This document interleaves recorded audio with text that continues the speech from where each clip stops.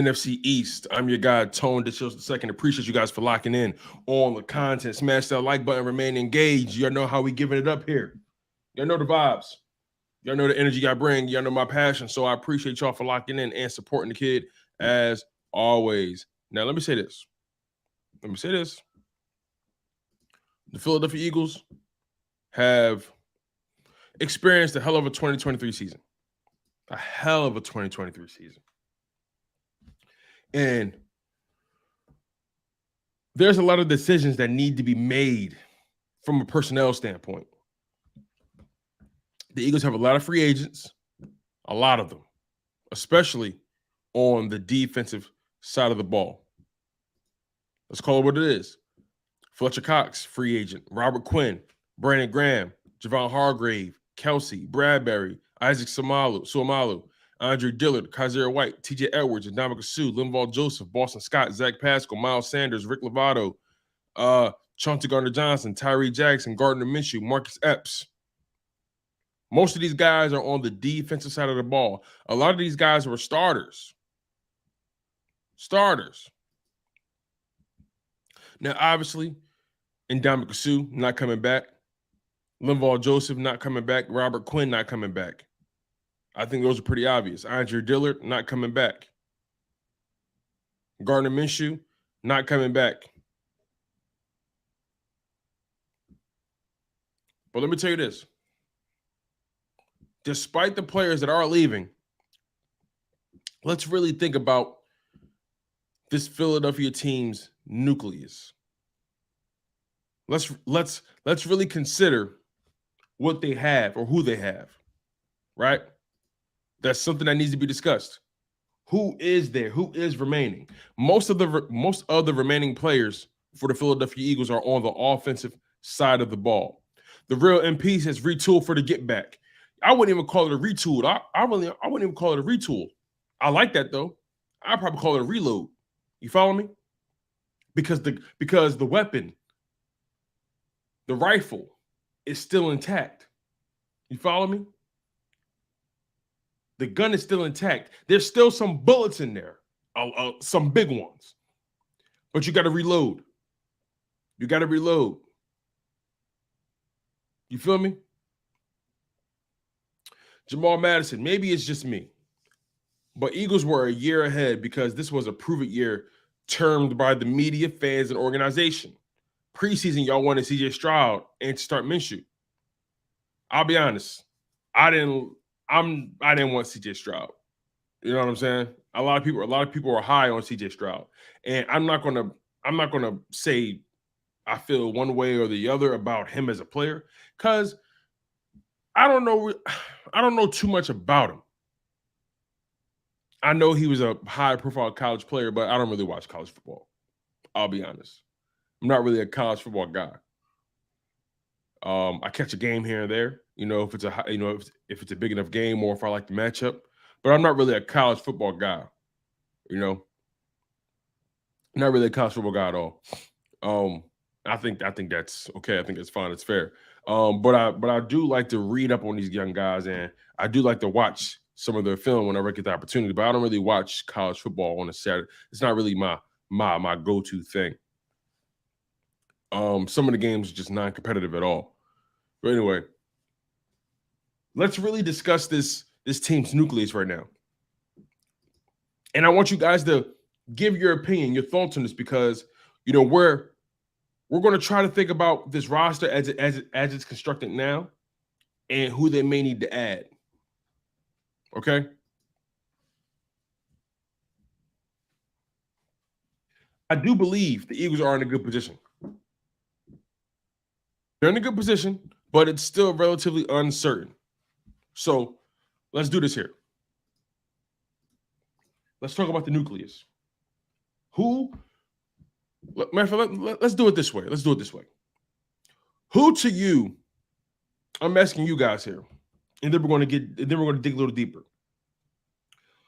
Who to you should be considered a major player or a major component of the Philadelphia Eagles nucleus?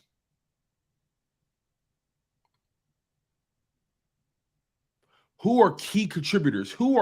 And this is mainly starters we're talking about here, right? When you talk about your nucleus, we're talking about guys that make this thing go. We're not talking about depth guys. We're not talking about guys that you just fill the roster with. We're talking about key components. We're talking about key cogs in the machine. Who to you should be, or who do you guys consider a major part of the nucleus? Now, you guys, let me try to rephrase this a little better. We have to re-sign CJ Gardner-Johnson. I think he'll be back, but it's no guarantee. I'm talking about players who are guaranteed to be here beyond. I'm talking about players who are guaranteed to be here this season, the upcoming 2023 season. Players that are guaranteed to be here. CJ, as much as we want him back, as much as we think he's going to be back, it's not a guarantee. It's not a guarantee. So we need to keep that in mind. It's not a guarantee that CJ Gardner-Johnson will be back. We need to wrap our minds around that. He played well. He was a key contributor, but there's no guarantee he will be back. Except that. So we're talking about people who are guaranteed to be here on the roster. So who do you guys consider to be key contributors or key cogs in the machine? Who is the nucleus? Good morning, Stephen Thomas. Brian Brooks says Hurts, the lines, and the wide receivers. Well, Brian, here's the problem here. You're going to lose Isaac Samalu, so that already compromises your right guard position. On the defensive line, Fletcher Cox is a free agent. Brandon Graham's going to be a free agent. Linval Joseph and Dominic Sue. Haason Reddick and Sweaty will be here beyond next season or going into the season. I mean, you still have Jordan Davis, but we're still trying to figure out who and what he is, right? So not as much as the line, but the defensive line mainly. Not as much as that as you think. On top of that, Kelsey, there's no guarantee he'll come back this season. There's no guarantee. He can retire.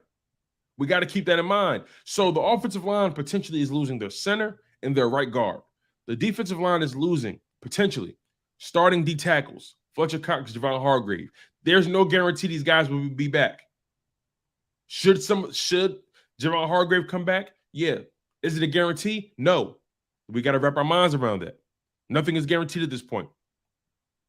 Hulk Mercenary, Jalen, of course. Hulk Mercenary, A.J. Brown, Smitty.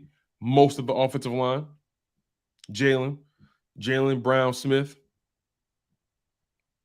Mendiggity says, that's the thing. I don't think we lose too many important pieces. They will be back. They will be back if needed. See, it's not about if needed. It's about if possible. It's about if possible. Money is a factor in this, you guys. Money matters. You got to be able to pay to play.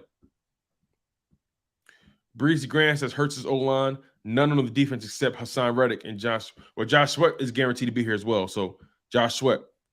But the O-line, you could potentially lose your star center and right guard. We got to keep that in mind. We have to really consider it here. True Savage says Jalen, AJ, Smith, Reddick, O-line. Real in pieces, Goddard. I like that.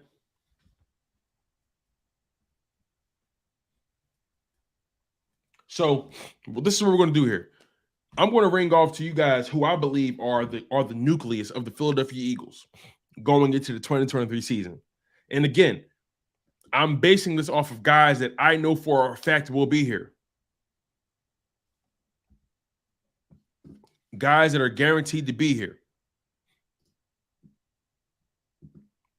As of right now, Lane Johnson's contract, it says here, Lane Johnson's contract expires in 2026. Lane's contract expires in 2026.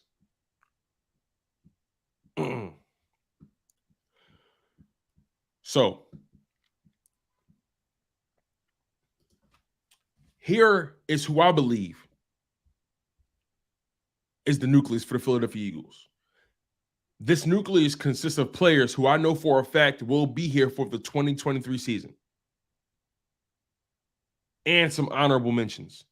So follow me here. The Philadelphia Eagles nucleus consists of Jalen Hurts, A.J. Brown, Avonte Maddox, Lane Johnson, Devontae Smith, Landon Dickerson, Haason Reddick, Josh Sweat, Jordan Mailata, Dallas Goedert. Now, Kelsey and Slay are on this list, but there's no guarantee they'll be here. Paul Mancini says if Kelsey returns, then Cam Jurgens will play right guard in 2023, and Seumalo will be gone. I actually like that. I actually wouldn't mind Cam Jurgens moving over to right guard if Kelsey retires. I mean, if Kelsey stays. I know I've heard the notion that he may be a bit too small, but Isaac Seumalo and Cam Jurgens are about the same height and same weight. Cam Jurgens is a man's man. So I personally wouldn't mind moving Cam Jurgens or cross-training Cam Jurgens to play that right guard spot. I like where your head's going, Paul Mancini. I like that.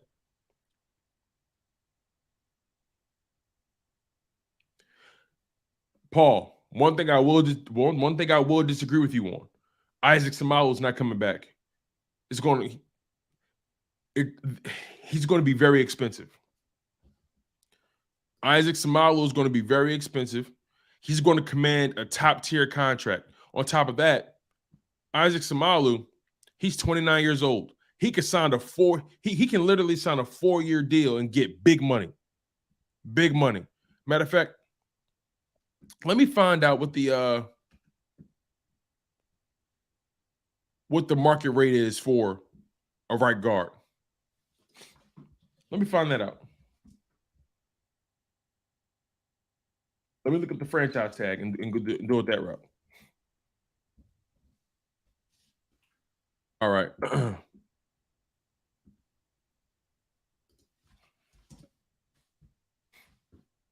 All right, so the 2023 franchise tag, here we are.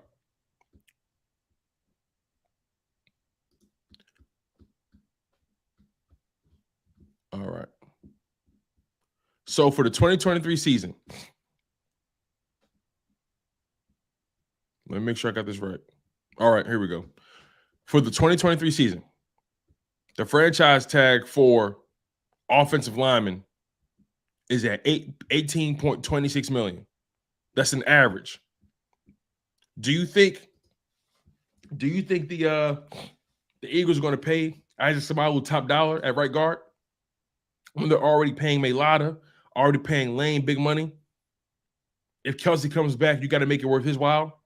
Remember, Kelsey's on a 1-year deal, so he can retire. He can be a free agent. We know he's not going anywhere. We know he won't play anywhere else. That's just a fact.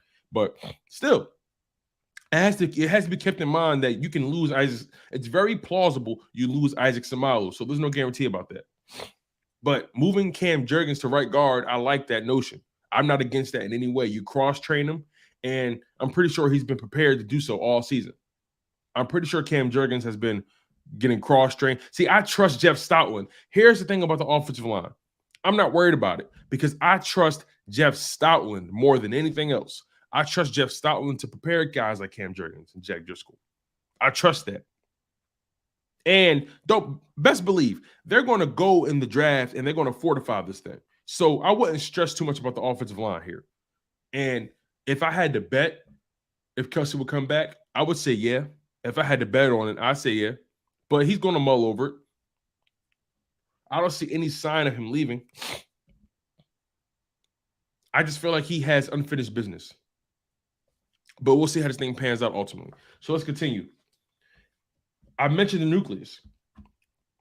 Jalen Hurts, A.J. Brown, Avonte Maddox, Lane Johnson, Devontae Smith, Landon Dickerson, Haason Reddick, Josh Sweat, Mailata, Dallas Goedert. Let me ask you guys this question.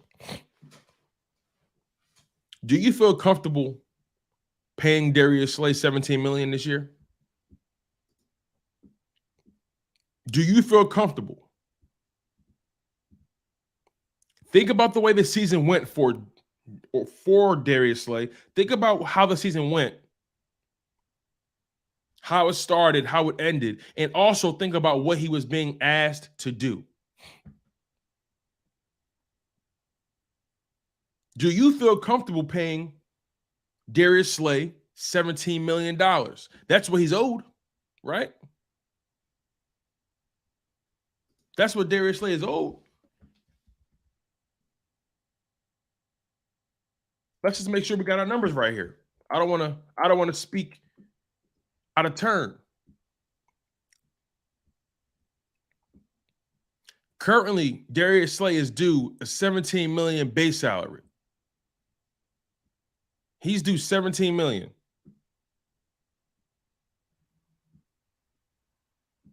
With the $500,000 workout bonus. Do you feel comfortable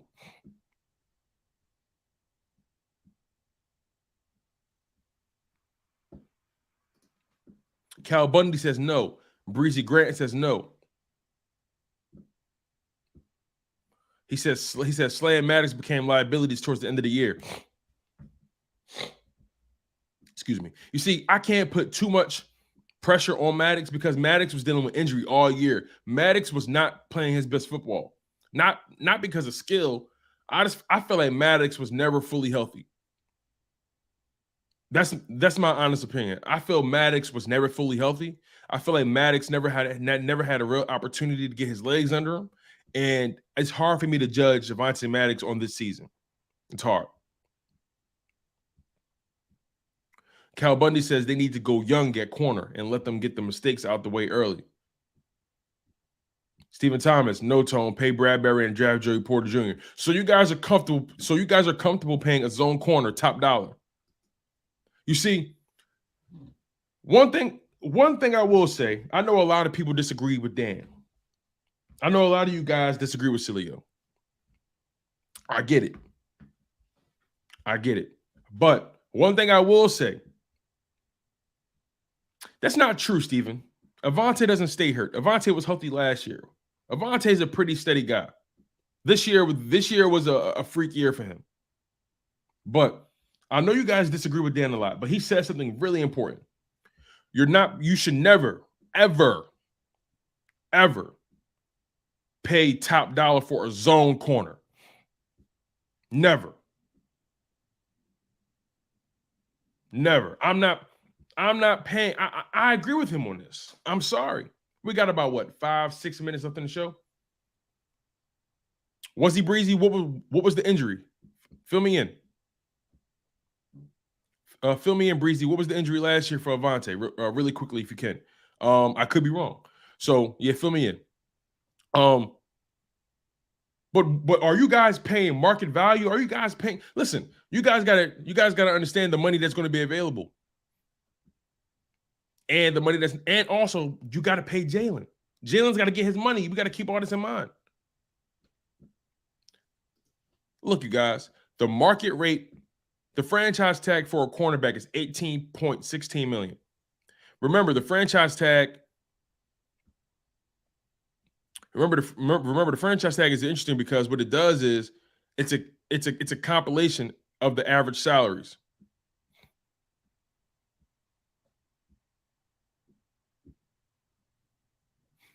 So this is exactly what it is. The franchise tag is a tool that the NFL teams can use to ensure they retain an upcoming unrestricted free agent each season. Teams do not have to use the franchise tag, and they are only allowed to designate one player with the franchise tag per season. They must also decide whether to utilize the franchise tag or a transition tag.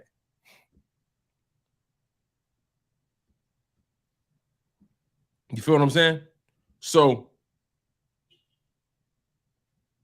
by utilizing the tag, teams give themselves an extra year of service from whichever player they assign it to. So hear me out on this. I can't pay Bradbury top dollar when he's a zone guy. I'm not comfortable doing that. Breezy, you're spot on. You don't pay top dollar to a zone corner. You pay top dollar to a guy that can match up. Okay, thanks, Breezy. Appreciate it. He had an ankle injury.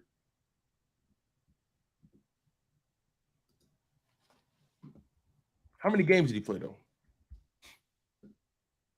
How many games did he play? I need to know that too. All right, so in 2021 he played. Okay, so in 2021, he played 16 games. He only missed one game last year. 2020, he missed. Okay, you guys might be on to something. You guys might be on to something. In 2020, he only played 10 games. 2021, he played 16 games. 2022, he only played 9 games. So you guys may be on to something here. You guys may be on to something. But last year I think it was his first year, really starting, I guess. Well, it all depends. But you guys may be on to something. Avante got to hit the weight room. Avante Maddox got to hit the weight room, period. Got to get to the weight room. But anyway, I think what you do, I think you talk to Darius Slay and say, look, you're due $17 million this year. We gotta bust this down. We gotta break this down. And maybe defer it. We gotta cut this thing down.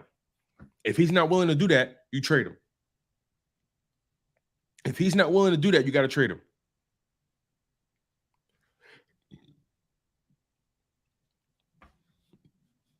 Then again, maybe Howie doesn't even revisit Slay's contract, but I wouldn't be surprised if he does. Slay kind of fell off towards the end of the year, did he not? BR says the argument is that the Eagles play a lot of zone defense. Need a guy like Slay across a guy like JB. But it's not. See, it's not about their skill set. It's about it's a combination of skill set and money. It's about what you're asking them to do and what you're willing to pay them to do. You feel what I'm saying? It's about what you need them to do and how much you're willing to pay them to do that job. Feel what I'm saying? Slay is a better man corner than zone. So I agree with you guys on that. Slay had a solid season, all things considered.